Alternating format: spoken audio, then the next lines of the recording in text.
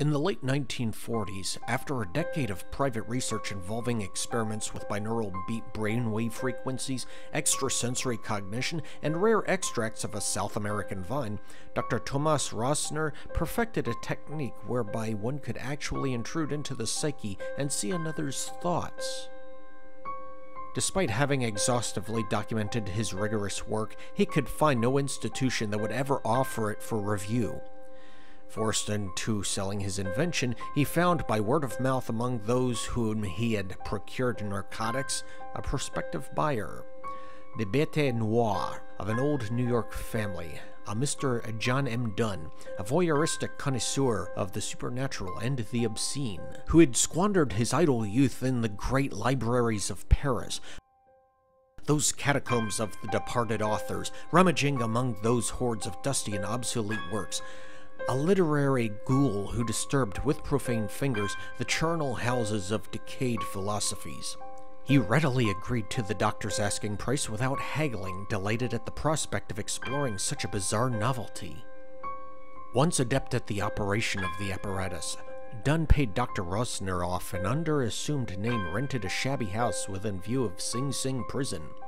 In the timeless night, while the convicts fitfully slept, with the aid of a set of stolen blueprints and his new mind-reading device, he raided their memories cell by cell at liberty to savor the forbidden thrills of thefts, molestations, moonlit homicides in secret, without remorse or consequence.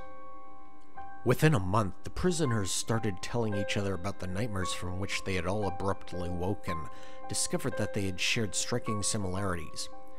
First, processions of alligators and tortoises filled through the swamp, crowded with faceless people and shrieking orchids. Next, a shadow man, at whom they had looked directly but could never quite see, would watch them in utter stillness from an empty house while invisible hands probed behind their eyes as if they tried to stand naked, legs locked in place, unable to run away.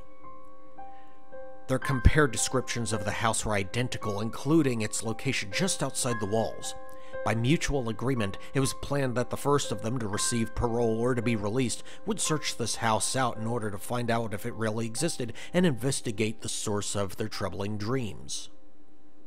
A few days after being freed, their chosen spy, a man by the name of Blue Nipples, was able to inform them with a smuggled message in code that not only was the house real, but he had broken into it at night and found a gaunt, mustached man in a silk smoking jacket seated bolt upright, head thrust back, both eyes gaping, mouth stuck open in a stifled gasp, clenched hands gripping the arms of the chair in front of a scientific-looking machine.